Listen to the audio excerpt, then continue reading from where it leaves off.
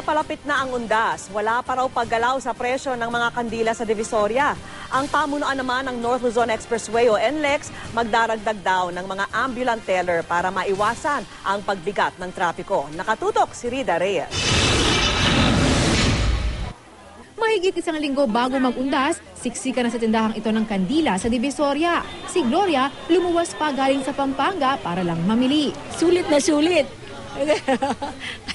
Kaya taon-taon nandito kami.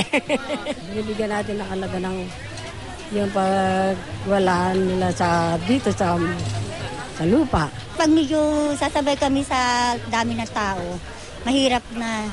Kaya maaga pa lang talagang pupunta na kami. Ayon sa mga nagtitinda, wala raw paggalaw sa presyo ng kandila mula pa noong nakaraang taon.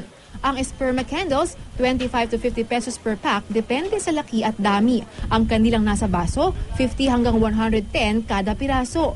35 to 90 pesos naman ang isang dosenang vigil candles. Habang ang dragon candles, mula 110 hanggang 680 pesos ang isang pares, depende sa laki. Marami naman ngayon, lalo na pag end of the month, medyo marami na pumibili ngayon. Stable naman. Hindi naman tumaas yung price ng wax So yan pinanggagalingan ng kandila. Naghahanda na rin sa inaasang buhos ng mga motorista ang North Luzon Expressway.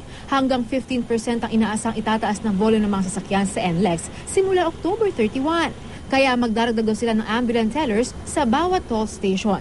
Bukod sa stored value cards, maglalabas din ang NLEX ng prepaid cards simula October 31 hanggang November 4. Equivalent din naman yun yung toll fee na babayaran mo. Ang advantage lang nun, you don't need to queue ng matagal, present mo lang yun sa teller, sa swipe, mas mabilis, no? Mas mabilis yung transaction.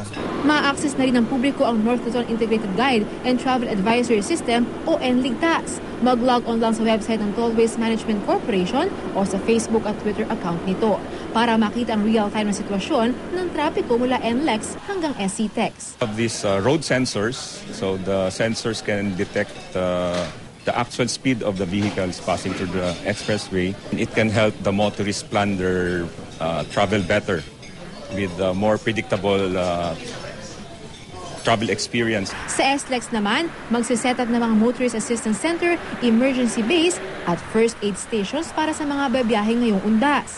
Magdaragdag naman ng traffic marshal sa Cavitex para tumulong sakaling may masiraan ng sasakyan.